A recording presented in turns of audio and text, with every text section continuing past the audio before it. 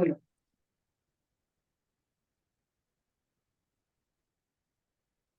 जीवम जीवम तवम गिरवरवसहेरुजि कीदिद्धं देविन्दविन्दवन्तं वन्दे तं सर्वदा शिरसा। बहुत सुंदर, बहुत सुंदर। Very good. चलो, द्रव्य संग्रह जी ग्रंथ गाथा नंबर 48। और इस गाथा में कह रहे हैं कि यदि तुम ध्यान करना चाहते हो तो रागादि का अभाव करो। तो आर्त रौद्र ध्यान रागादि रूप होने से बंध के कारण है, नरक त्रियंच गति के बंध के कारण है। और कल तक अपनी चर्चा हुई धर्म ध्यान, है ना। तो 4 प्रकार का आर्त ध्यान, 4 प्रकार का रौद्र ध्यान, ये नरक और त्रियंच गति का कारण है। और 4 प्रकार का धर्म ध्यान, ये पुण्य बंध का कारण है और परंपरा से मोक्ष का कारण है ना। कल अपनी इतनी बात हो गई थी, ये परंपरा से मोक्ष का कारण है ना। तो इनमें भगवान की आज्ञा अनुसार सूक्ष्म तत्वों के निर्णय में उपयोग लगाना। वे कौन है सूक्ष्म तत्व? 6 द्रव्य 7 तत्व के सूक्ष्म तत्वों में उपयोग लगाना, है ना। और दूसरा कह रहे हैं कि अपना या अन्य जीवों के कर्म का नाश कैसे हो, इसके उपाय का विचार करना, ये अपाय विचार विचय दूसरा धर्म ध्यान है। और तीसरा, ये जो शुभाशुभ भाव होते हैं, इनसे जो शुभाशुभ कर्म बनते हैं, उनका फल कैसा है? नरक आदि गतियां ये दुख रूप है, स्वर्ग आदि ये सुख रूप है।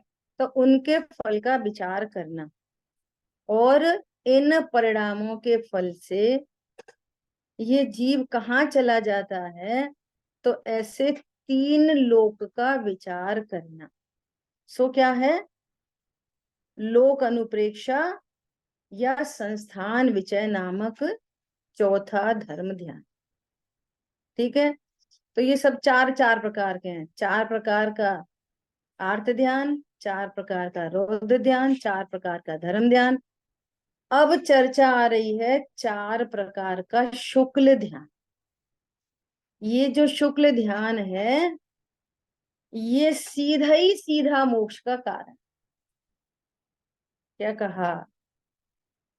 ये क्या है? ये सीधा ही मोक्ष का कारण। ये बंध रूप नहीं है, न तो इससे कोई निरंतर गति का बंध होता है, न स्वर्ग आदि का बंध होता है। इससे तो एकांत रूप से निर्जरा ही होती है शुक्ल ध्यान। ठीक है। चलो, अब पृथकत्व, वितर्क, विचार, क्या है नाम? कैसा है? बहुत सावधानी से। पृथकत्व, वितर्क, विचार। विचार नहीं, विचार, है ना। एकत्व, वितर्क, अविचार, सूक्ष्म क्रिया प्रतिपाति और व्युपरत क्रिया निवृत्ति नामक 4 प्रकार के शुक्ल ध्यान का कथन करते हैं। अब देखो, थोड़ी सी चर्चा पहले कर लें।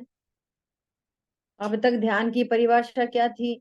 एकाग्र चिंता निरोधो ध्यानम, एक के अग्र होना और परिणति ज्ञांतर न होना।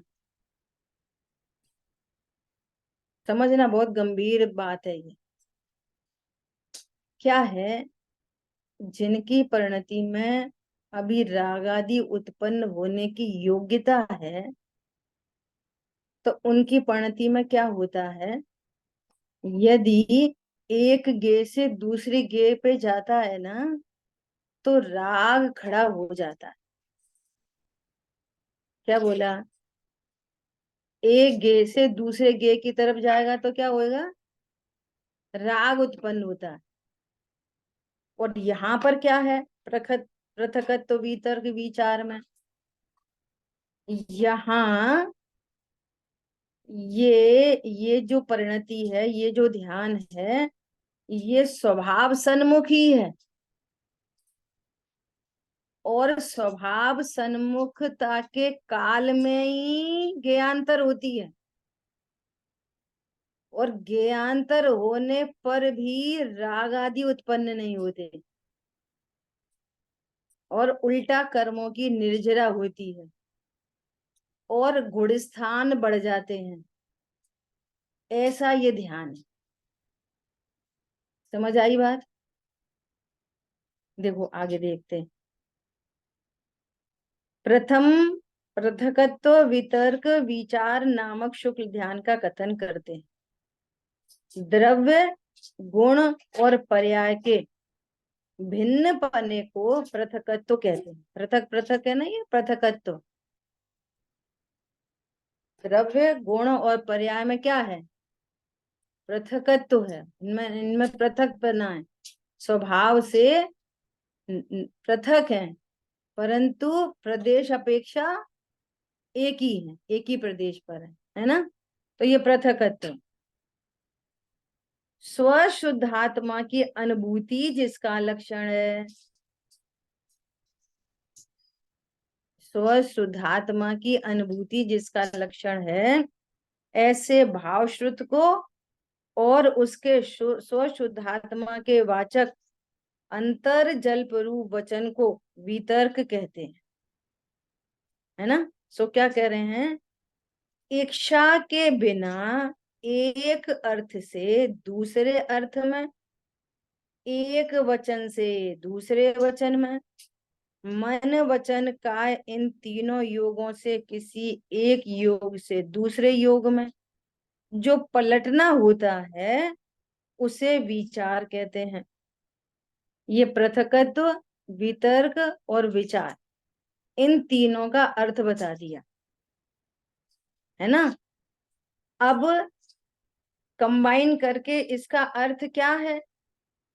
यद्यपि ध्यान करने वाला पुरुष, अब सुनना ध्यान से, यद्यपि ध्यान करने वाला पुरुष निज शुद्धात्मा का संवेदन छोड़कर बाह्य पदार्थों का चिंतन नहीं करता,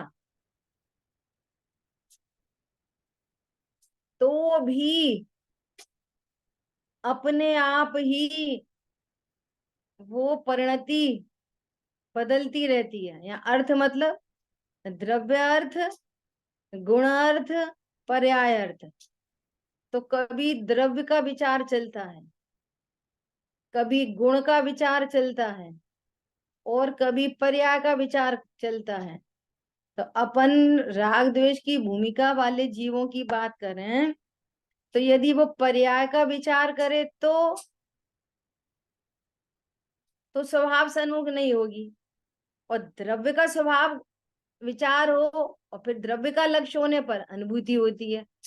पर ये कैसा ध्यान है कि किसी भी अर्थ के अग्र, चाहे द्रव्य, चाहे गुण, चाहे पर्याय, वो स्वशुद्धात्मा का ध्यान बना ही रहता है। और परिणति स्वतः ही परिणमन करती है, तो भी वो शुक्ल ध्यान की कोटि है। समझ में आ रही है बात? देखो क्या कह रहे हैं आगे, क्या कह रहे हैं? यद्यपि ध्यान करने वाला पुरुष निज शुद्धात्मा का संवेदन छोड़कर बाह्य पदार्थों का चिंतन नहीं करता, तो भी जितने अंश में स्वरूप में स्थिरता नहीं है, उतने अंश में इच्छा के बिना विकल्प उत्पन्न होते हैं, और फिर भी ये स्वसन्मुखता है। क्या कहा? अनुभूति का गुण स्थान है। ये कौन सा गुण स्थान है? अनुभूति का। कौन सा गुण स्थान है अनुभूति का? 8वां। ये काम कहाँ पे हो रहा है? शुक्ल ध्यान स्टार्ट कहाँ से होएगा? 8वां गुण स्थान, यहाँ से स्टार्टअप हो रही है। गुण स्थान है अनुभूति का, अनुभूति का काल है, और अनुभूति के काल में कभी द्रव्य अर्थ, कभी गुण अर्थ, कभी पर्याय अर्थ, है ना।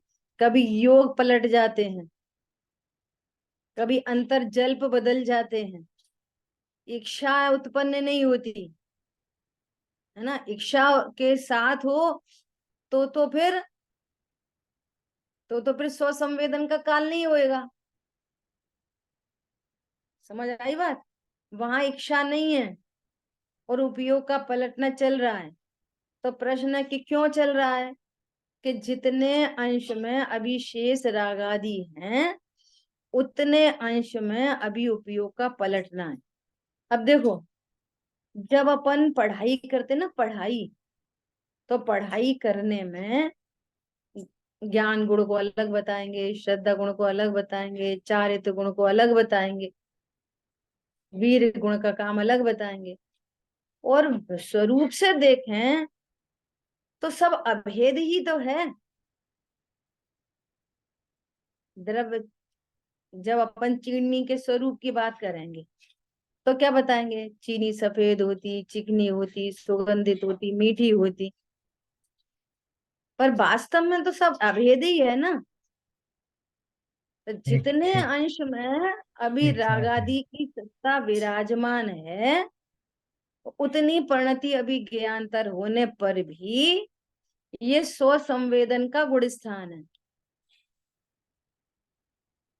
हरी बात ख्याल में? अब ये क्यों है, कैसे है, क्या है, तो इसके जितना स्वरूप बताया जा रहा है ना, उतना ही आंसर है।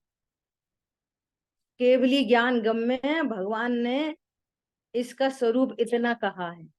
क्या? परिणति ज्ञानतर भी होती है, फिर भी निर्विकल्प अनुभूति का गुण स्थान है। और ज्ञानतर क्यों होती है?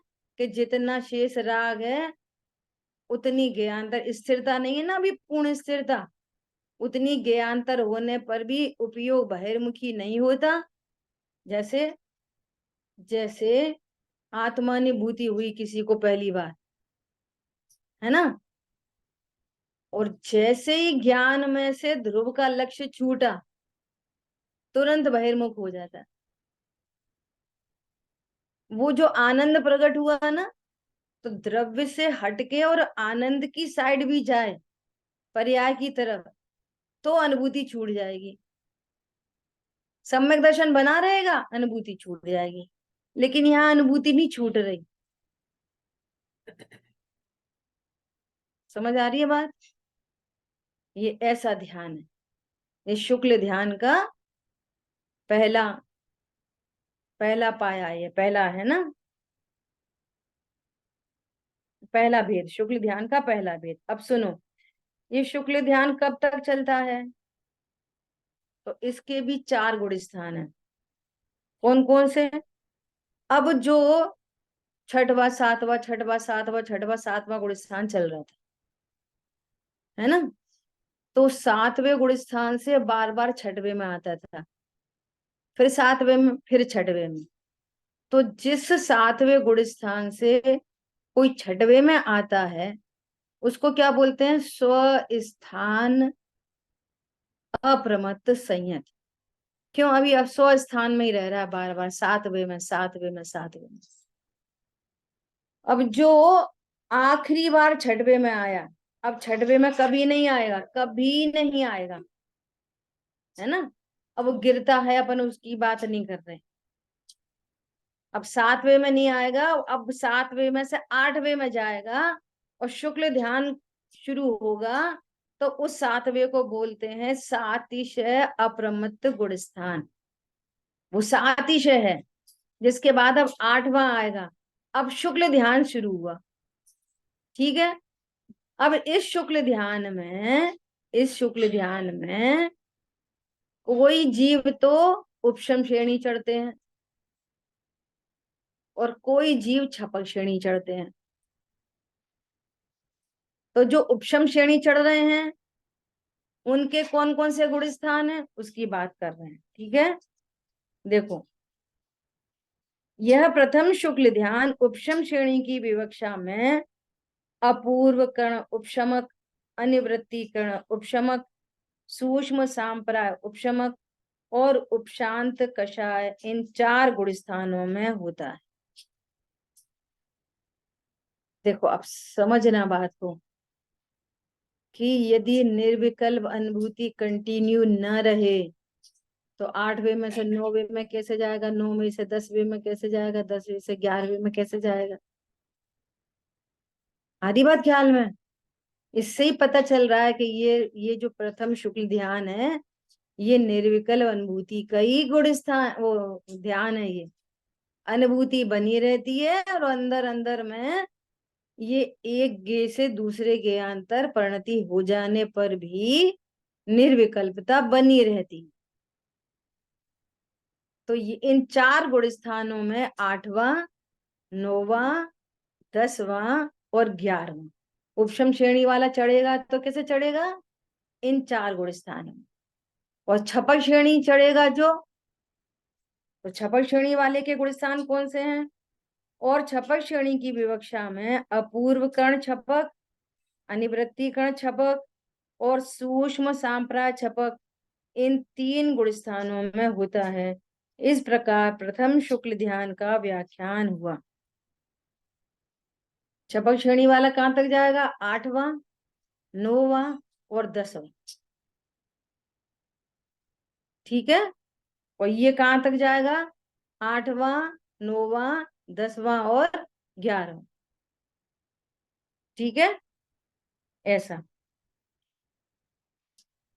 अभी देखो दूसरा, निज शुद्धात्म द्रव्य में अथवा विकार रहित आत्म सुख के अनुभव रूप पर्याय में अथवा अथवा उपाधि रहित स्वसंवेदन गुण पर्याय, इन तीनों में से जिस एक में द्रव्य में या गुण में अथवा पर्याय में प्रवृत्त हो उसमें भी वितर्क नामक स्वसंवेदन लक्षण युक्त भाव शुद्ध के बल से स्थिर होकर अविचार रूप होता है। अर्थात द्रव्य गुण अथवा पर्याय में परावर्तन नहीं करता। वह क्षीण कषाय गुण स्थान में संभव एकत्व वितर्क अविचार नामक दूसरा शुक्ल ध्यान कहलाता है। इस दूसरे शुक्ल ध्यान से ही केवल ज्ञान की उत्पत्ति होती है। देखो क्या कह रहे हैं कि जो अब तक चढ़ के आ रहा था ना, अब वो मान लिया द्रव्य की तरफ लक्ष्य है उसका, अब परिणति ज्ञानांतर नहीं हो रही। अब चाहे भली वो द्रव्य का लक्ष्य हो तो भी निर्विकल्प अनुभूति, गुण का लक्ष्य हो तो भी निर्विकल्प अनुभूति और पर्याय का लक्ष्य हो तो भी निर्विकल्प अनुभूति। सरल भाषा में ये टेक्निकल शब्द है ना, थोड़े से सरलता से क्या, वहां तो क्या हो रहा था, विचार रूप बदल रहा था, लेकिन यहाँ पर क्या है, अविचार रूप। यदि लास्टली पर्याय का लक्ष्य चल रहा था तो पर्याय का ही लक्ष्य रहते हुए निर्विकल्प अनुभूति और केवल ज्ञान की उत्पत्ति। समझ आई बात। गुण पर लक्ष्य हुआ है तो भी निर्विकल्प गुण स्थान और निर्विकल्पता के द्वारा केवल ज्ञान की उत्पत्ति। द्रव्य का लक्ष्य है तो अब परिणति ज्ञानांतर नहीं होगी। पृथकत्व तो वितर्क विचार में परिणति ज्ञानांतर हो रही थी, अब यहाँ ज्ञानांतर नहीं होगी। जिसका लक्ष्य हुआ उसी का ही लक्ष्य, उसी के अग्र रहता हुआ ये दूसरा शुक्ल ध्यान होगा। और दूसरे शुक्ल ध्यान के बल से क्या होगा, अब अनंत दशा प्रकट हो जाएगी। ठीक है, देखो एक बार फिर से पढ़ते। उपाधि रहित स्वसंवेदन, उपाधि रहित स्वसंवेदन गुण पर्याय इन तीनों में से जिस एक में द्रव्य, गुण अथवा पर्याय में प्रवृत्त हो, उसमें ही वितर्क नामक स्वसंवेदन लक्षण युक्त, ये स्वसंवेदन लक्षण युक्त है, विकल्प रूप नहीं है, ये भाव शुद्ध ज्ञान है ना। भाव शुद्ध के बल से स्थिर होकर अविचार रूप होता है, अर्थात द्रव्य, गुण अथवा पर्याय में परावर्तन नहीं करता। जिसके अग्र हुआ उसी के अग्र रहता है, ये परावर्तन नहीं होता। तो फिर क्या होगा, क्षीण कषाय गुण स्थान में संभव, ये कहां पर होता है, क्षीण कषाय गुण स्थान कौन सा होता है, क्षीण कषाय गुण स्थान 12वें में, है ना। तो इस गुण स्थान में ये ध्यान होगा, और इस ध्यान के द्वारा एकत्व वितर्क अविचार नामक दूसरा शुक्ल ध्यान कहलाता है। इस दूसरे शुक्ल ध्यान से ही केवल ज्ञान की उत्पत्ति होती है।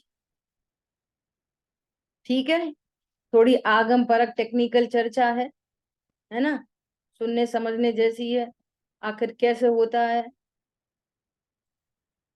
केवल ज्ञान दीदी, की फिर वो उत्पत्ति। 12वें से तो 13वें में आ जाएगा ना, फिर तो केवल ज्ञान हाँ, तो फिर 13वें में, 13 में है। बराबर 13वें में आ जाएगा।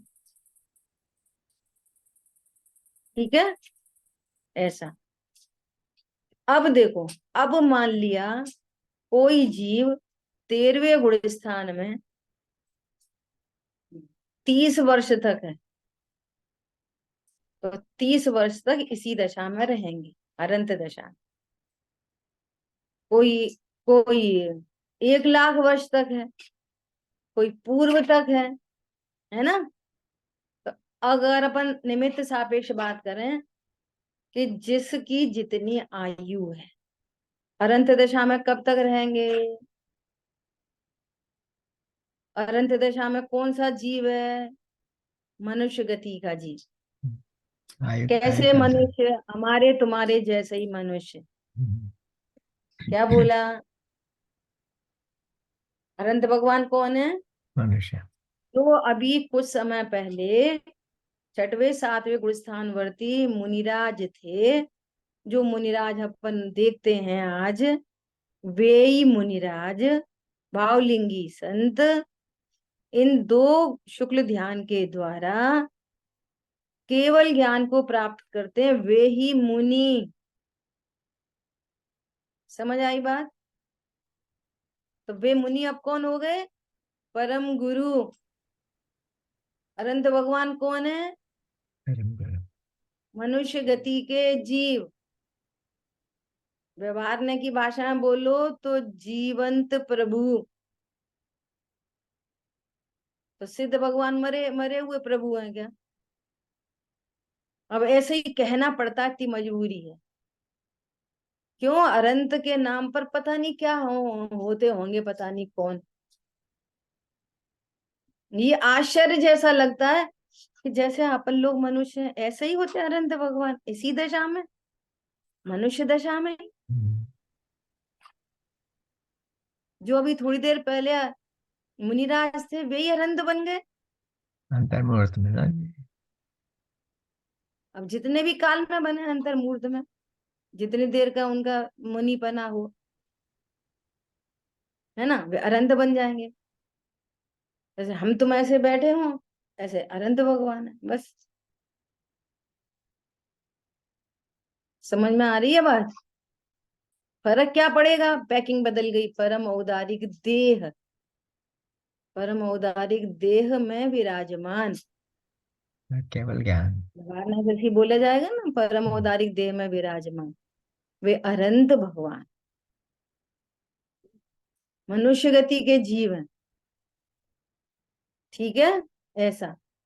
अब वे अनंत कब कब तक रहेंगे, कब तक रहेंगे, तो जैसे मनुष्यों की आयु होती है ना, ऐसे अब ही। उनकी कितनी आयु है उतने काल तक रहेंगे अनंत दशा में। और जैसे वो आयु का काल पूरा होगा, है ना, और उससे अंतर मुहूर्त पहले जब वे अनंत सिद्ध दशा में जाने वाले होंगे, तो 14वां गुण स्थान होगा, और 14वें गुण स्थान के बाद गुण स्थान अतीत सिद्ध दशा प्रकट होगी, तब वे आखिरी 2 ध्यान तब होंगे। क्या कहा? 2 ध्यान के द्वारा तो अनंत दशा प्रकट होगी, अब आगे के 2 ध्यान द्वारा सिद्ध दशा प्रकट। अब सुनना कि अब केवली परमात्मा को तो इधर तो लोकालोक पूरा झलक रहा है, और इधर अपना आत्मद्रव्य, अपने अनंत गुण, अपनी त्रिकालवर्ती पर्याय, अपने असंख्यात प्रदेश सहित जानने में आ रहा है। अब वे किसका ध्यान करेंगे? ध्यान में तो किसी को गौड़ करके किसी को मुख्य किया जाता था, अब वहां तो मुख्य गौड़ की व्यवस्था ही खत्म हो गई अनंत भगवान को। अनंत भगवान चाहे कि हमें इसका लक्ष्य नहीं करना और हमें इसका लक्ष्य करना है, तो ऐसी फैसिलिटी उनके पास है ही नहीं। क्या बोला? ये काम तो शुद्ध ज्ञान में होता है, ध्यान का कार्यक्रम तो शुद्ध ज्ञान में होता है, केवल ज्ञान में तो ध्यान ध्यान का कार्यक्रम हो ही नहीं सकता। तो अब वे दूसरे 2 ध्यान है, वो उसका क्या काम रहेगा? वो उसको ध्यान क्यों कह रहे? मूल में तो जो शुद्ध ज्ञान के द्वारा जो ध्यान होता था, चौथे गुण स्थान में ध्यान हुआ, 5वें में हुआ, 6वें 7वें में हुआ, फिर 8वें 9वें 10वें में हुआ, फिर 12वें में हुआ, तो ये सब ध्यान हुए। और 13वां गुण स्थान तो ध्यान का फल है, उन ध्यान का रिजल्ट आ गया 13वें गुण स्थान। तो अब जो 2 ध्यान बच रहे हैं वे, और अब वे तो उन्हें ध्यान की जरूरत नहीं, ध्यान का फल ही प्रकट हो गया। अब ये 2 ध्यान मतलब क्या? तो जैसे एकाग्र चिंता निरोधो ध्यानम वाली बात थी कि किसी एक के अग्र होना, तो एक के अग्र तो केवली परमात्मा हो सकते नहीं, फिर भी उसको ध्यान कहा जा रहा है। तो अब सुनना, उपचार से ध्यान कहा जा, क्यों उपचार से ध्यान क्यों कहा जा रहा है? कि ध्यान से कर्मों की निर्जरा होती है। ध्यान में क्या होता है? कर्मों की निर्जरा। बिना ध्यान के कर्मों की निर्जरा नहीं होती। तो अघाती कर्म शेष थे ना, अब उन अघाती कर्मों की निर्जरा हो रही है, इसलिए उसको क्या बोलते हैं? ध्यान। अब वो कैसा ध्यान होता होगा, वो तो जब अपन खुद केवली बनेंगे तभी समझ पाएंगे कैसा ध्यान होता होगा वो। वहां तो ध्यान का फल आ गया, और वो एक के अग्र हो नहीं सकते, क्योंकि उन्हें तो सब ये युगपत जानने में आ रहा है। फिर भी कर्मों की निर्जरा हो ही रही है, आघाती कर्मों की, आयु नाम गोत्र वेदनी, इनकी तो निर्जरा होगी, तभी तो सिद्ध पद को प्राप्त करेंगे। तो एक ध्यान के द्वारा 14वां गुण स्थान, और दूसरे ध्यान के द्वारा सिद्ध पद की प्राप्ति होती है। तो इस तरह से 2 ध्यान का नाम और आता है। ठीक है। अब सूक्ष्म काय की क्रिया के व्यापार रूप और दीदी दीदी अप्रतिपन्न। जयजीनेन दीदी दीदी मुझे हाँ, प्रश्न है इधर। बोलिए। हाँ, सॉरी डिस्टर्ब कर। तो मेरा मेरा प्रश्न ये है कि जो जो ये दूसरा हुआ ना, एकत्व वितर्क अविचार, तो वहां हम्म जैसे द्रव्य गुण पर्याय में से गुण और पर्याय का लक्ष्य है, तो वहां जो द्रव्य का लक्ष्य को तो नहीं लेंगे ऐसे, क्योंकि द्रव्य का तो लक्ष्य होना ही मांगता है। मगर जो गुण का लक्ष्य और पर्याय का लक्ष्य, जो वहां से जब भी 13वें में जाते हैं, तो तभी मानो कि अ, उनका लक्ष्य गुण पे है, तो वो 13वें में पूरे का पूरा गुण पे ही लक्ष्य रहेगा, और अगर पर्याय पे लक्ष्य होगा तो पर्याय पे लक्ष्य रहेगा, ऐसे कहने मांगते हैं। हाँ, बराबर। तो माने बराबर। 30 साल उसका है, 30 फल साल रहे, 30 साल रहे अर्यंत, तो फिर उस टाइम उनका लक्ष्य पर्याय पे ही है, ऐसे लेना है। 30 साल रहे तब नहीं, तब तो वे अरहंत हो गए। ये ध्यान कब हो रहा है? अरहंत दशा प्रकट होने के लिए एकत्व वितर्क अविचार नामक जो दूसरा शुक्ल ध्यान अच्छा अच्छा, है, हाँ, तो एक का तो वो ये नहीं रहा अभी तक, हाँ, 13वें में नहीं हाँ रहा। हाँ 13वें गुण स्थान के लिए। अब 13वां गुण स्थान प्रकट हो गया, अब युगपट जानेंगे सबको। ये वाला काम कहाँ था? 12वें गुण स्थान में। ये ये गुण का लक्ष्य है कि पर्याय का लक्ष्य है, ये काम कहाँ था? 12वें गुण स्थान के अंदर। और 12वें हम्म गुण स्थान से अब क्या प्रकट हुआ? 13वां गुण स्थान। अब 13वां हम्म गुण स्थान प्रकट हुआ तो ध्यान का फल प्रकट हो गया।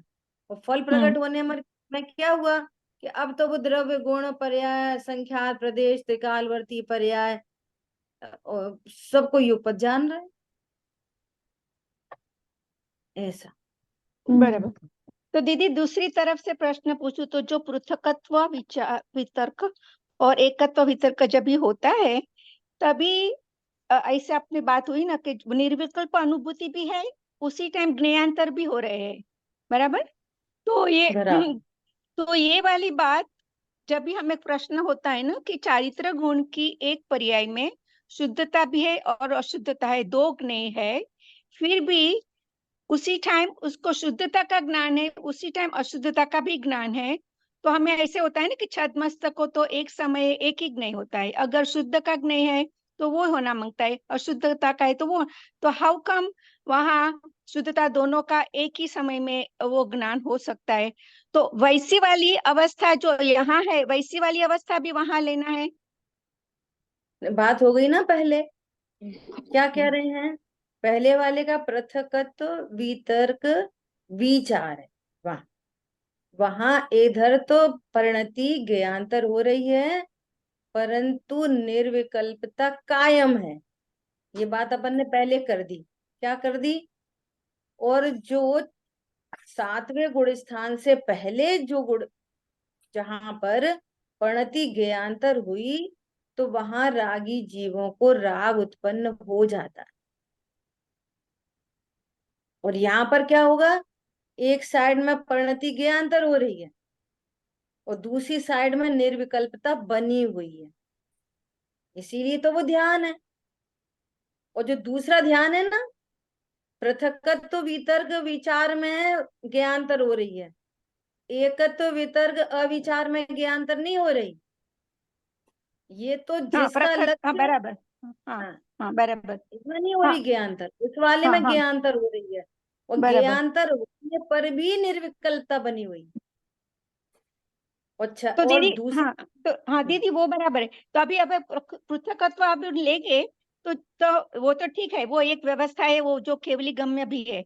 मगर जो तो चौथे में जो होता है, जब भी शुद्धता है तभी भी अशुद्धता का ज्ञान है, तो चौथा तो अभी छद्मस्त है, तो उसे शुद्धता का, तो छद्मस्त को एक नहीं समय में एक ही नहीं होता है, तो फिर उसको शुद्धता बराबर। अशुद्धता का दोनों का ज्ञान कैसे हुआ, ऐसा प्रश्न है। किसको?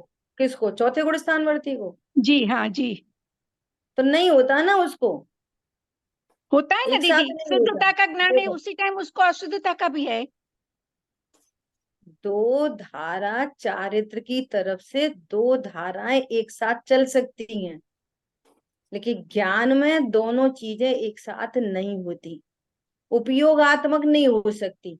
उपयोगात्मक जिस समय स्वभाव का आश्रय होगा, उस समय पर लक्ष्य नहीं होगा, और जिस समय पर का लक्ष्य होगा, उस समय स्वलक्ष्य नहीं हो सकता। तो ये ज्ञान का काम है। लेकिन चारित्र की परिणति में स्वलक्ष्य के काल में भी शुद्धता अशुद्धता रह सकती है, और पर लक्ष्य के काल में भी शुद्धता अशुद्धता दोनों रह सकती है। वो चारित्र की परिणति अलग चीज है और ज्ञान की परिणति अलग चीज है।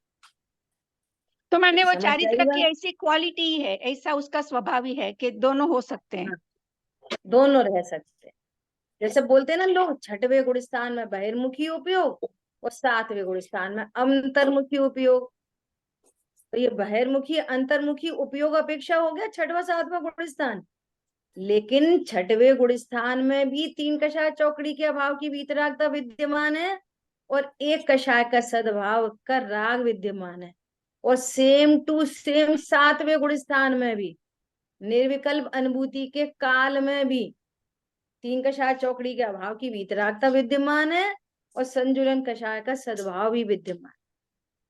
दोनों, अच्छा 6वें 7वें में नहीं, 5वें गुण स्थान में भी, हाँ 5वें गुण मैडम। स्थान में भी जब आत्मा की अनुभूति चल रही है उस समय भी 2 कषाय चौकड़ी की वीतरागता है और 2 कषाय चौकड़ी के सद्भाव का राग उस समय भी विद्यमान है और जब पर सन्मुख है तब भी विद्यमान है। इसीलिए चौथा गुण स्थान वर्ती अनुभूति के काल में हो तब भी उसको थोड़ी निर्जरा है और पंचम गुण स्थान वर्ती विषय भोगों के काल में हो तो भी उसको अधिक निर्जरा है। 5वें गुण स्थान वर्ती का बहिर्मुखी उपयोग निर्जरा ज्यादा, चौथे गुण स्थान वर्ती का अंतर्मुखी उपयोग निर्जरा कम। क्या बोला? बराबर है दीदी। चौथे गुण स्थान वर्ती को अनुभूति के काल में निर्जरा कितनी है? थोड़ी। थोड़ी है हाँ। और 5वें गुण स्थान वर्ती अपनी दुकान पर बैठ के और व्यापार धंधा कर रहा है उस काल में भी निर्जरा कितनी है? ज्यादा।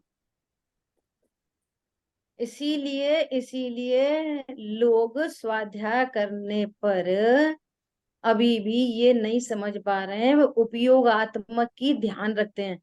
उपयोग में पाप भाव, अरे अरे अरे अरे बहुत कर्म बंधेंगे। उपयोगात्मक शुभ भाव, अरे अरे तो पुण्य बंद होएगा। तो उपयोगात्मक हिंसा कितने प्रकार की? एक अभिरमण रूप और एक परिणमन रूप। समझ में आ रही है बात?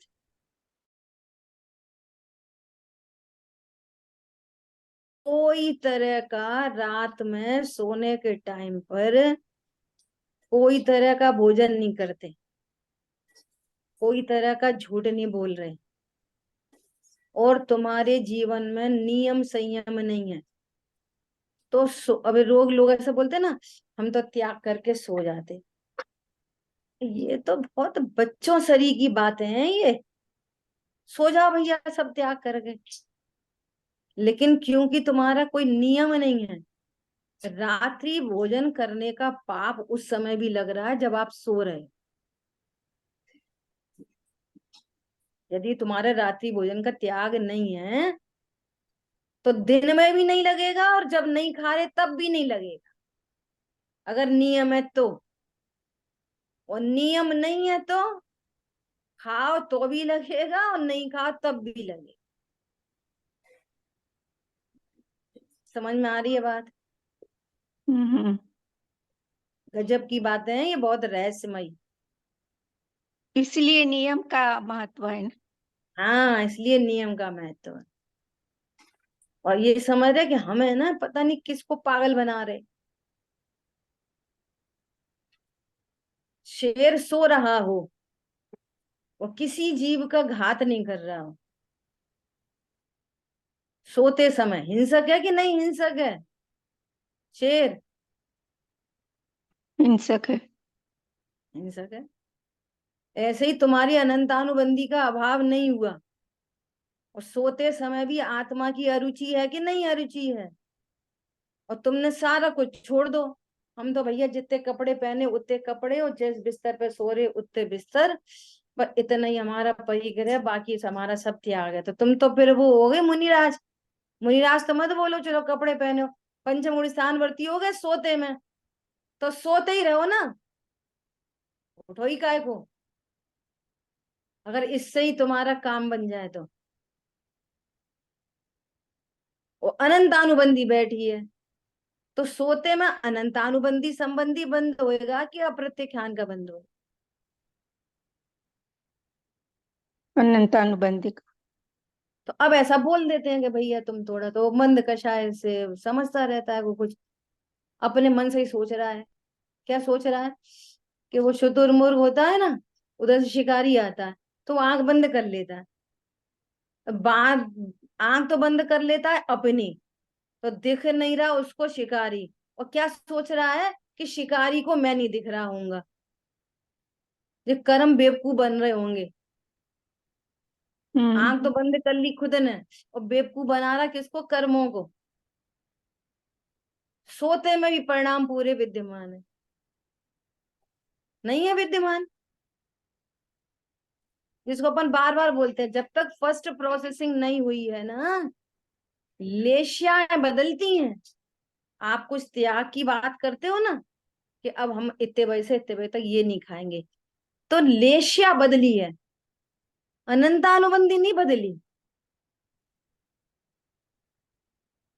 तीव्र मंद का भेद पड़ जाएगा कर्मों में, सम्यक दर्शन नहीं हो जाएगा। ये तो बहुत सरल, और देखो ये कितनी होशियारी टाइप की बातें नहीं है थोड़ी सी। अब तुमने 12 बजे तक खा लिया, अब नेचुरली 2 बजे तक नहीं खाओगे, तो हाँ 2 बजे तक त्याग है, तो ठीक है। किसी उपचार के उपचार में कह देते हैं हाँ भैया ठीक है। वो कदाचित ऐसा हो कि एकदम से चक्कर आ गए या कुछ हो गया, सिर में दर्द हो रहा था, फिर कोई आया उसने कहा दवाई खा लो, तो अपन ने सोच अपना अपना 2 बजे तक तो अपना त्याग है, तो अपन दवाई नहीं खाएंगे। अब कोई बहुत जिद कर रहा है खा लो खा लो खा लो, नहीं भैया हमने तो दवाई नहीं खाई, हमारा 2 बजे तक त्याग था, हमने तो 2 बजे के बाद ही खाई। तो कौन सा बड़ा महान काम हो गया? 2 बजे के बाद भाई, चक्कर तो हमें बहुत आ रहे थे, सिर में तो हमें बहुत दर्द हो रहा था, फिर हमने तो यहाँ तो कह रहे हैं कि तू कभी खाता ही नहीं, 2 बजे भी नहीं खाई तूने वो, 2 बजे क्या खाई? हमने तो 2 बजे भी नहीं खाई, तुमने 2 बजे भी खा लिया, हमने तो 2 बजे भी नहीं खाई। वो वस्तु कहाँ चली जाएगी? वो इन्हीं खेल खेल में वो वस्तु भूले रहते हैं। और ये खेल तमाशे चलते रहते हैं, नर्सरी नर्सरी क्लास चलती रहती है, मास्टर्स में नहीं पहुंच पा रहे। क्या बोला? और इन्हीं इन्हीं में अपने मन से हम कुछ अच्छे, पहले से कुछ अच्छे हो गए, पहले तो हमारा दिन भर अच्छा, फिर वो पिटाई कुटाई वाले जो प्रवचन चलते हैं ना, क्या है तेरा दिन भर खाने का ही दिमाग में रहता है, पूरे दिन खाता ही रहता है, अब तक अगड़ित जड़ द्रव्यों से भूख न मेरी शांत हुई, दिन भर खाते खाते। सही बात है, हम तो पहले दिन भर ही खाते रहते थे, अब तो हमने 2-2 घंटे का ब्रेक कर लिया, तो अब क्या करें? तो वो अपने आप से विचार ये करने लग जाता है कि अब हम थोड़े सुधर गए, पहले से थोड़े से सुधर गए। सुधरे कि नहीं सुधरे? अरे ध्यायक परमात्मा स्वीकार किए बिना सब बिगड़े ही हैं। क्या बोला?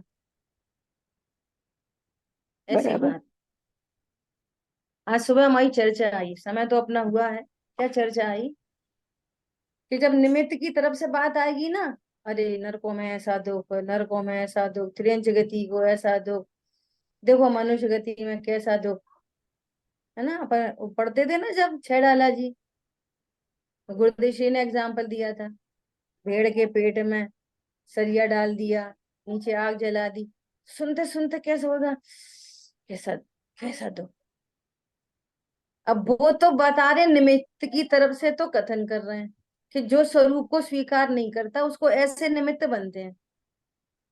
अब ये बताया जा रहा है कि भैया ये जीव दुखी है अतत्व श्रद्धा से, तो नहीं मुंह बनेगा कितना अतत्व श्रद्धा, ऐसा मुंह नहीं बनेगा। उसके पेट में सरिया डाल दिया, बेचारा कितना दुखी, और पढ़ यही रहे हैं कि अतत्व श्रद्धा से दुखी है, कषायों से दुखी है। पहला सेंटेंस यही निकल के गया है, और दूसरा सेंटेंस ये बताया जा रहा है, तो अभी भी समझ में क्या आ रही है? एक्सप्रेशन कैसे बदलेंगे? पेट में सरिया डाल दिया इसलिए दुखी, और पहली लाइन ये थी कि अतत्व श्रद्धा से दुखी। पॉइंट समझ में आया नहीं आया? हाँ जी दीदी बराबर। बोलो कैसी बात है, खतरनाक एकदम। देखो, तीव्र कषाय से नरक के जीवों को तीव्र कषाय होती है, तो ऐसा ऐसा दुख हो विचारों को कितनी कषाय होती है। ये इससे कितने दुखी है कषाय से, सुनते सुनते भी। वो तो एकदम प्लेन सपाट चेहरा, अतः तो श्रद्धांत से दुखी कषाय से। उनको ऐसे तिल तिल करते हैं, धानी में पेल देते हैं, और जैसे ये सेंटेंस आएगा तो ऐसा हो जाएगा चेहरा। इससे तो दुख ही नहीं है, यही तो बात चल रही है। और एक्सप्रेशन कहाँ पे बदल रहे हैं, वही निमित्त का शरीर की तरफ से एक्सप्रेशन बदल रहे हैं, और कषाय की तरफ से बिल्कुल सिंपल चेहरा। समझ में आई बात? मैंने ऐसे कल सुबह परसों, हाँ कल ही, ऐसे 2-4 के चेहरे देखे मैंने, तो मुझे बाद में विकल्प आया। देखो तिरंजी गति की दुखों की चर्चा है, वो बेचारे ऐसे स्लिप हो जाते हैं, ऐसा भार वहन करते हैं, और अपन भी ऐसे बोल रहे हो, वो भी ऐसे कर रहा है। क्यों भैया, इससे तो दुख ही नहीं है। पंडित साहब ऐसा बोलते हैं कि यदि बाहर में प्रतिकूल संयोग बन जाए ना, तो कहता है कि मुझे बहुत पाप का उदय है। वो कभी ये नहीं कहता ओ मुझे कितना मिथ्यात्व का उदय है, मुझे कितना क्रोध का उदय है। वो पाप का उदय संयोगों में आ रहा है, जिस जो तुझे छूते भी नहीं है, वे पाप के उदय लग रहे हैं। और मोह तो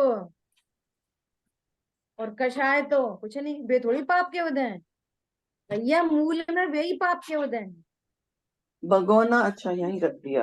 उनसे तो अत्यंत भाव है, जिसको बाहर में पाप का उदय कहते हैं। आप सुन रहे हो क्या दीदी का? समझ आई बात? शेष चर्चा होते हैं। जिन वाणी के ज्ञान से सूझे लोकालो, सो वाणी मस्तक नमो प्रदा। बोलिए द्वाशांगमयी जिनवाणी माता मणि की माता जय की जय। जय हो जिनेंद्र। जय हो, जय जिनेंद्र। जय जिनेंद्र सभी को।